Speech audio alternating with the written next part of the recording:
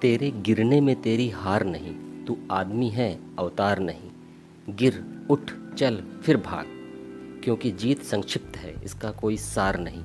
दोस्तों, सबसे पहले तो आप सबको विवेक श्रीवास्तव का नमस्कार। दोस्तों, हमारी लाइफ में आगे बढ़ने के लिए मोटिवेशन का रोल बहुत ही इम्पोर्टेंट होता है। और जैसा कि ये दो तरह का होता है, internal motivation and external motivation. तो इन समय ये जो इंटरनल मोटिवेशन होता है ये बहुत ही इम्पोर्टेंट है, क्योंकि ये हमें अंदर से एक्सेलरेट करके आगे बढ़ाने का काम करता है। तो होता क्या है कि एक लड़का फुटबॉल खेलने की प्रैक्टिस करने लगातार आता था, लेकिन वह कभी टीम में शामिल नहीं हो सका। जब वह प्रैक्टिस करता था तो उसके पिता मैदान के किनारे बैठकर उसका इंतज़ार करते रहते थे। मैच शुरू हुए तो वह लड़का 4 दिन तक प्रैक्टिस करने नहीं आया। वह क्वार्टर फाइनल और सेमीफाइनल मैचों के दौरान भी नहीं दिखा, लेकिन वह लड़का फाइनल मैच के दिन आया और उसने कोच के पास जाकर कहा कि आपने मुझे हमेशा रिज़र्व प्लेयर्स की लिस्ट में रखा और कभी टीम में खेलने नहीं दिया, लेकिन कृपा करके आज मुझे खेलने दीजिए। तो कोच ने कहा, बेटा मुझे दुख है कि मैं तुम्हें ये मौका नहीं दे सकता। टीम में तुमसे अच्छे प्लेयर्स मौजूद हैं, इसके अलावा ये फाइनल मैच है, स्कूल की रेपुटेशन दांव पर लगी है, मैं तुम्हें मौका देकर कोई रिस्क नहीं ले सकता।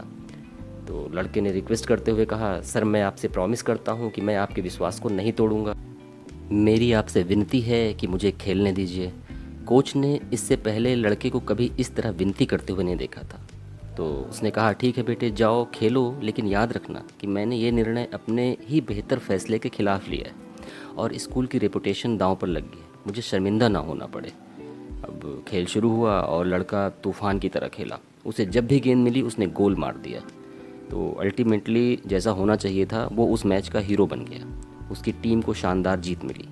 खेल ख़त्म होने के बाद कोच ने उस लड़के के पास जाकर कहा, बेटा मैं इतना गलत कैसे हो सकता हूँ, मैंने तुम्हें पहले कभी इस तरह खेलते हुए नहीं देखा, ये चमत्कार कैसे हुआ, तुम इतना अच्छा कैसे खेल गए। लड़के ने जवाब दिया, सर आज मेरे पिताजी मुझे खेलते हुए देख रहे थे।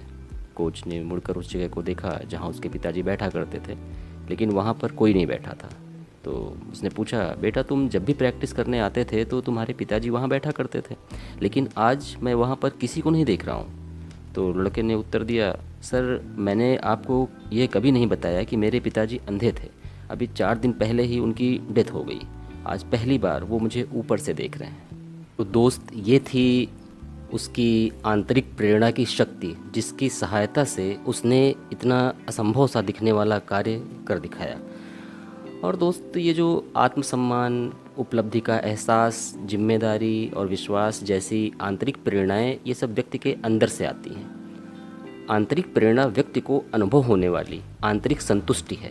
इसका संबंध किसी जीत या सफलता से नहीं होता, बल्कि यह तो किसी काम को पूरा करने से महसूस होने वाले पूर्णता से जन्म लेती है। इसका रिश्ता केवल लक्ष्य को पाने से ही नहीं, बल्कि किसी काम को अंजाम तक पहुंचा देने के एहसास से होता है। किसी निरर्थक लक्ष्य को हासिल करने से आत्मसंतुष्टि नहीं मिलती है।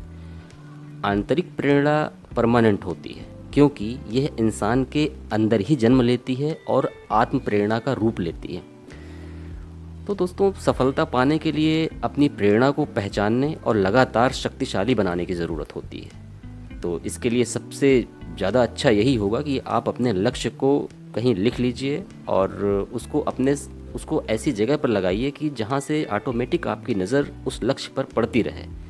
और केवल लिख करके उसे पढ़ने से ही कुछ नहीं होगा, उसके लिए या उस लक्ष्य को अचीव करने के लिए जितनी मेहनत की ज़रूरत होती है वो अवश्य कीजिए। सफलता आपसे दूर रह ही नहीं सकती।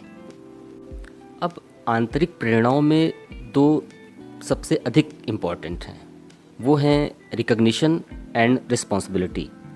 ये जो रिकग्निशन पाने का मतलब होता है कि लोग हमारी प्रशंसा करें, हमको मान सम्मान दें और हमसे एक जुड़ाव सा महसूस करें। और रिस्पॉन्सिबिलिटी से आदमी में जुड़ाव और स्वामित्व की भावना जन्म लेती है, वह एक बड़ी तस्वीर का हिस्सा बन जाता है। जिम्मेदारी का अभाव आदमी के उत्साह को घटाता है।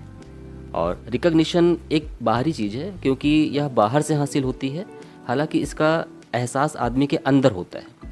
दूसरी ओर रिस्पॉन्सिबिलिटी एक अंदरूनी एहसास है और इसकी अनुभूति व्यक्ति को अपने अंदर होती है। तो दोस्त बस आप अपने लक्ष्य को प्राप्त करने के लिए अपने अंदर उस अंदरूनी जिम्मेदारी को जगाइए और अपने लक्ष्य को प्राप्त कीजिए, आगे बढ़ते रहिए, सफल होइए।